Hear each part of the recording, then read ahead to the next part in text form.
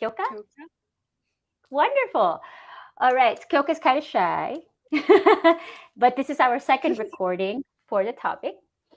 And we're going through her reading and writing questions for in preparation for her SATs in a couple of days. Yes.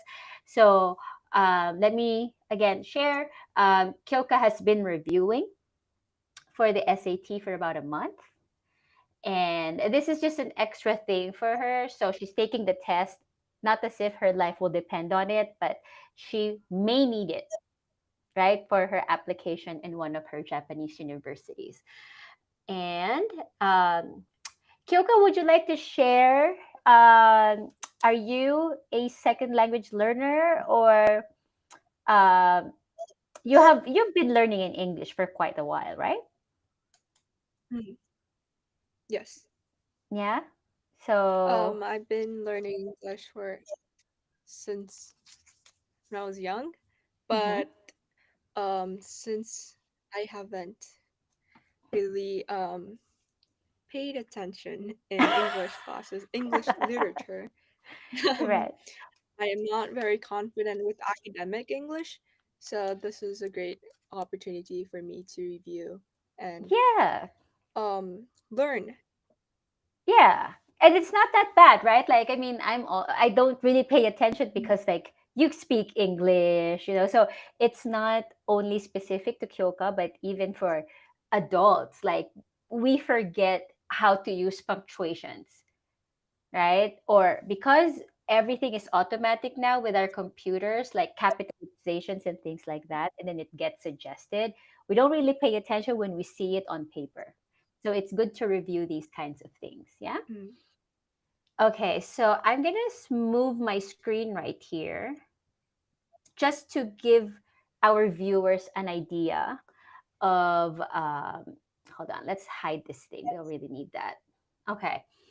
To give our viewers an idea of what to expect on in reading and writing tests on the SATs, right? So there are four Mm. categories. There's craft and structure, information and ideas, standard English conventions, and expression of ideas.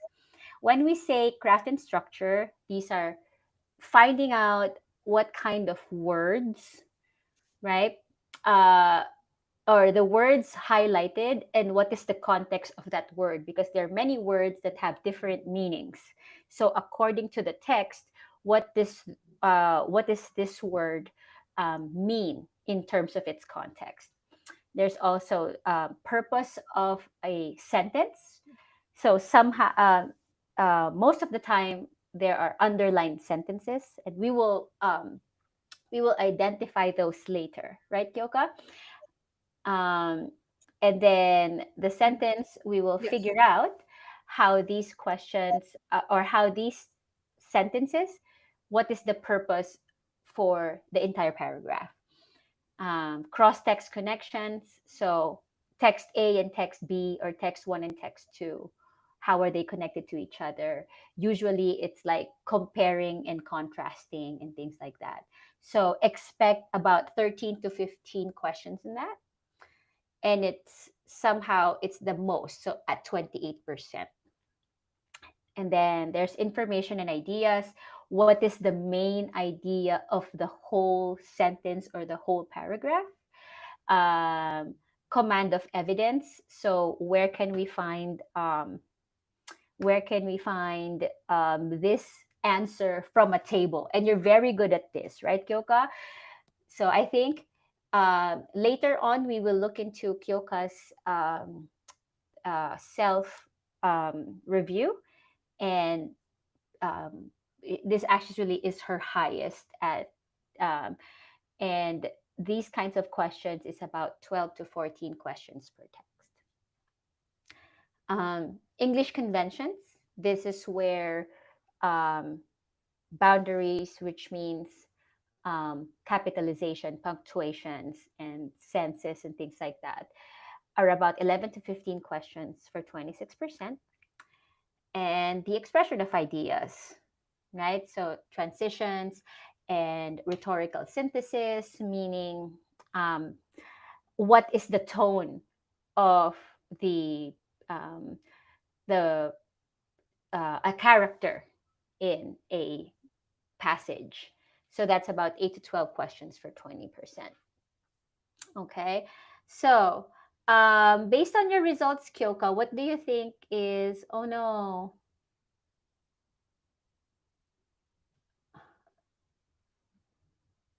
hello?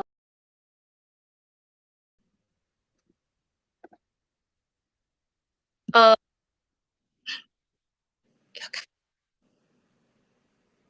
Mm, I was